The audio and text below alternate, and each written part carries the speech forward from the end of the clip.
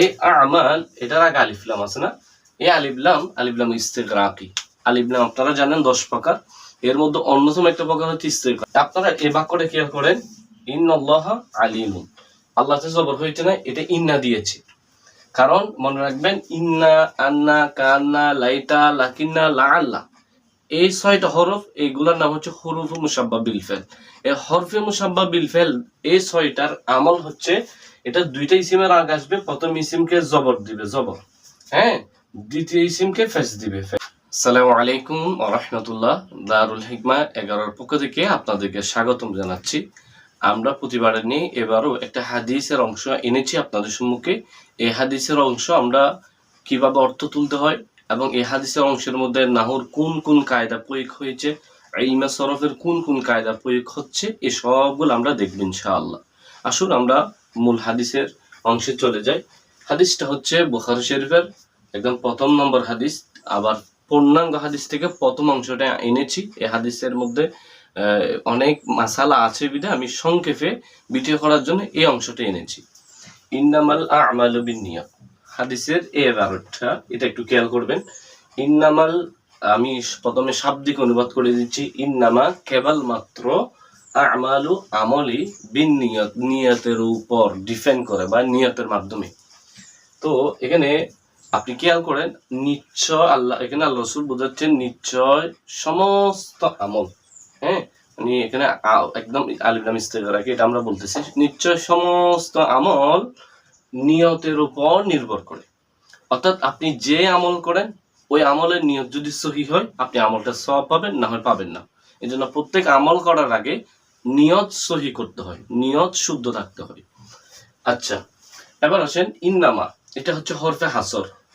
আমালু বিন্নিয়াত, আমালুতে ফেশ কেন হয়েছে, আর বিন্নিয়াত এখানে ফেশ কেন, বিন্নিয়াতে জার হয়েছে।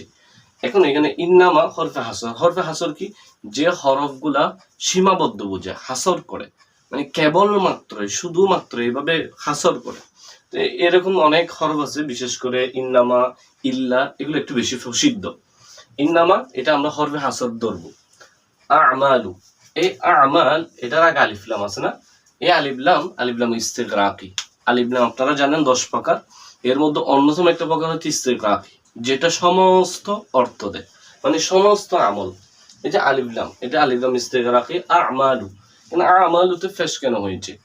আপনারা এই বাক্যটা খেয়াল করেন, ইন্নাল্লাহা আলিমুন, আল্লাহতে জবর হয়েছে না, এটা ইন্না দিয়েছে। কারণ মনে রাখবেন, ইন্না, আন্না, কান্না, লাইতা, লাকিন্না, লাআল্লা, এই 6টা হরফ, এইগুলোর নাম হচ্ছে হুরুফে মুশাব্বাহ বিল ফেল। এই হরফে মুশাব্বাহ বিল ফেল, এই 6টার আমল হচ্ছে, এটা দুইটা ইসিমের আগে আসবে, প্রথম ইসিমকে জবর দিবে জবর, হ্যাঁ, দ্বিতীয় ইসিমকে ফেস দিবে ফেস। তাহলে আমরা দেখতেছি ইন্নাল্লাহা আলিমু, ইন্নাল্লাহু না, ইন্নাল্লাহা, তার মানে আল্লাহকে জবর দিচ্ছে, আলিমুন ফেস। তাহলে ইন্না, আন্না, কান্না, লাইতা, লাকিন্না, লাআল্লা, এগুলোর আমল হচ্ছে প্রথম ইসিমকে জবর, দ্বিতীয় ইসিমকে ফেস, প্রথম ইসিমকে জবর দিচ্ছে। এই এর নাম হচ্ছে ইসমে ইন্না, আর এটার নাম হচ্ছে খবর ইন্না, হ্যাঁ। এখন এখানে কি হয়েছে দেখেন, এখানে সম্পূর্ণ তার বিপরীত। ইন্নামাল আমালা জবর হওয়ার কথা, যেহেতু প্রথম ইসিমকে জবর। বিন্নিয়াতু ফেস হওয়ার কথা, যেহেতু এখানে আলিমুতে ফেস। কিন্তু এই আমলটা করে নাই, ইন্না আসছে, আমল করে নাই কেন? কারণ এখানে ইন্নার সাথে একটা মিম আছে, এটার নাম মিমে কাফা, এটা মনে রাখবেন।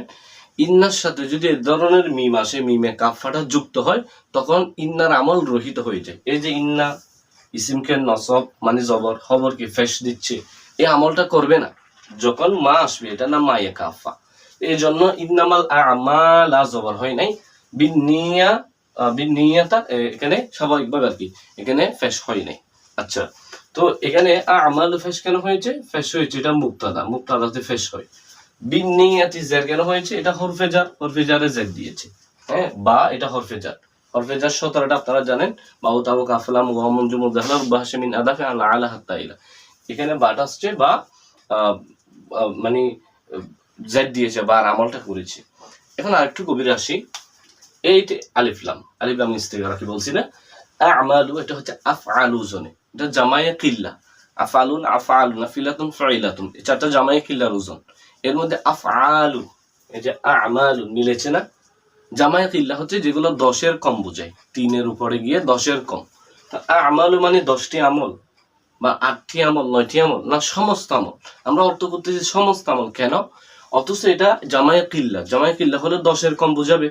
তো এই জন্য 10টি আমল নিয়তের উপর ডিপেন্ড করে এভাবে অর্থ করা উচিত, কিন্তু আমরা ওভাবে না করে বলতেছি সমস্ত আমল। কারণ এই যে আমাল যদিও আফআলুন ওজনে হয়েছে জামায়ে কিল্লা, কিন্তু এর শুরুতে যেহেতু আলিফ লাম ইস্তিগরা আসছে, এটা আর জামায়ে কিল্লা না, এটা জামায়ে কাসরা হয়েছে।